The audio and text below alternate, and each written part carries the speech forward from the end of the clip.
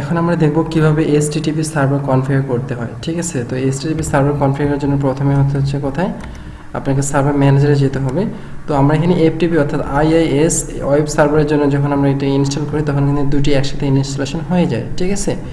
তো IIS internet information service install করার সময় আমরা যেভাবে FTP সার্ভার ইনস্টলেশন করেছি ঠিক সেভাবে এখন কি করব, HTTP সার্ভার ইনস্টলেশন করব। তো এটা আমি এখানে ইনস্টল করে ফেলেছি FTP এর জন্য, তো নতুন করে আবার ইনস্টল করার প্রয়োজন নেই, ঠিক আছে। তো এখান থেকে রাইট ক্লিক করব, করার ইন্টারনেট ইনফরমেশন সার্ভিস ম্যানেজারে ক্লিক করব।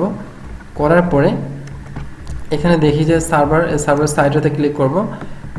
সাইট এখানে বাই ডিফল্ট একটা ওয়েবসাইট কিন্তু আমার এখানে ক্রিয়েট করা আছে, ঠিক আছে। তো বাই ডিফল্ট একটা ক্রিয়েট করা আছে, এখানে আমি ক্লিক করি। তো বাই ডিফল্ট যেখানে আছে এটা আমি নতুন একটা HTTP সার্ভিস কী করবো, ক্রিয়েট করবো। এই জন্য সাইটের উপর রাইট ক্লিক করবো, করা হচ্ছে কি অ্যাড ওয়েবসাইট করার পর এখানে আমার সাইট নেম দিচ্ছি হচ্ছে মমিনুল পাথ। আমি এখানে পাথটা দেখিয়ে দিচ্ছি, সি ড্রাইভ ইনেট পাব www root, দেন ওকে দেখা দেওয়ার পর এখানে আমি আইপি অ্যাড্রেস দেখা দিচ্ছি। আইপি অ্যাড্রেস এখান থেকে দিচ্ছি হচ্ছে কি আমার 192.168.43.10, দেন পোর্ট হচ্ছে 80, www.momin.com। ওকে, তো এখানে আমি হোস্ট নেম দিচ্ছি www.momin.com। আমি আমার এখানে প্রথমে হচ্ছে সাইট নেম ফিজিক্যাল পাথ, আমি আমার পাথটা দেখিয়ে আপনি যে পাথে আছে আপনার HTTP ওয়েবসাইটে রাখছেন সেই সাইটটা আপনি এখানে পাথটা দেখিয়ে দেবেন। এরপর হচ্ছে কি IP address, server IP address, তারপর হচ্ছে হোস্ট নেম, দেন ওকে। তো বেসিক্যালি কিন্তু এটা আমার হয়ে গেল। জাস্ট আমি এটা এখানে চেক করার জন্য আমাকে একটু ব্রাউজারে যেতে হবে।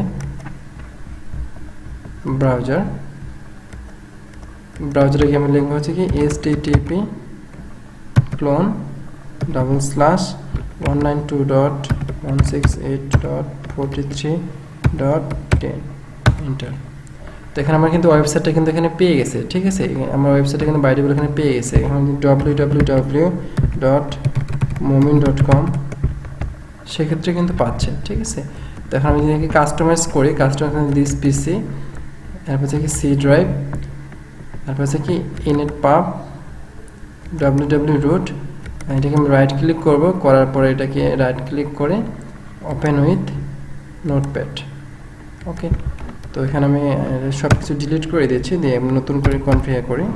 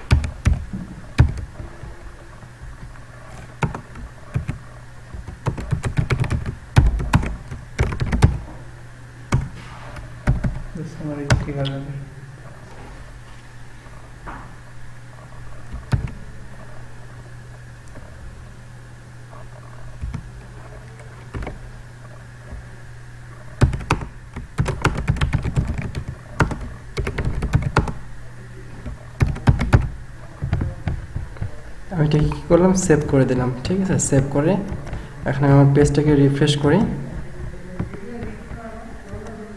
ঠিক আছে। তো এখানে দেখি এমডি মোহাম্মদুল ইসলাম, ওকে। তো আমি এখানে যা এডিট করেছি সেটা কিন্তু এখানে কী করতেছে, শো করতেছে, ওকে। তো এখন আমি এখান থেকে সাপোজ আমি এটা কেটে দিচ্ছি,